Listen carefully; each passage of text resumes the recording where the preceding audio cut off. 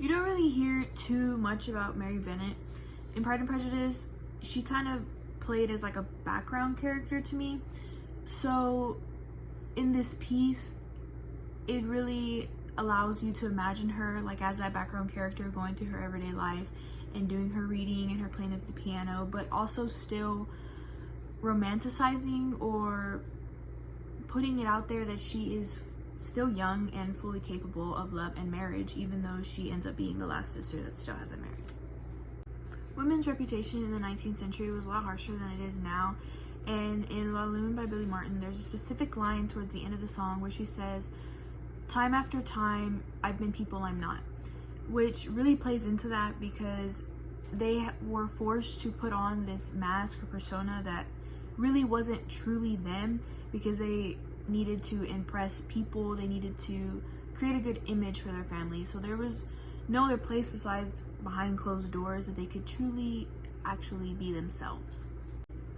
While it is a little bit odd to pick a Nirvana song to represent someone in the 19th century, it fit the situation because Charlotte, we all know, didn't marry for love. She married for the security of having her own home and having a stable income.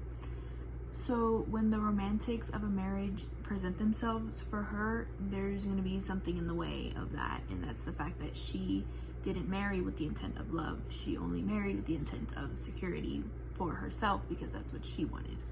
And then finally I have Mr. Darcy. Now, Mr. Darcy in the beginning, I even said it in class, he's depicted as a douchebag, but, just because he's proud and stuck up. But then we come to know of his reputation amongst his servants and the people of Derbyshire, and he is understood to be a respectable man. So I chose the song Humble and Kind by Tim McGraw to show that. Because maybe it's not every moment as he is with the elite, but with the people that he comes into contact the most and with the people that matter, he is humble and kind and all those things that is written in the song. So, yeah. Next up we have Mr. Wickham. Sorry. I put Bad to the Bone. I think that's pretty apt, yeah. That's all I have to say about that. Next up we have Miss Elizabeth Bennet. She's a strong, confident woman. Doesn't take any crap from anybody. So I chose the song You Don't Own Me by Leslie Gore, which I think is very fitting for her. She goes against what is expected of her during this time, and she does what she wants, what is best for her, and not necessarily for what everyone thinks that she should do or what her family thinks she should do. She does it for herself.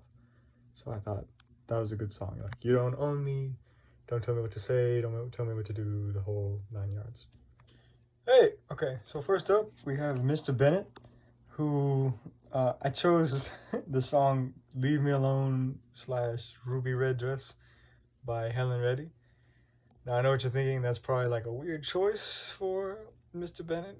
And it wasn't about the whole song. It's about that famous line, like, leave me alone, just leave me alone. Because I envisioned him walking through these parties or whenever his wife wants to come talk to him. He's kind of just like, leave me alone, just leave me alone. Yeah. A very sharp, intelligent man, but one who would rather be left alone to his own private jokes amongst his friends that he actually likes. So, that's Mr. Bennett.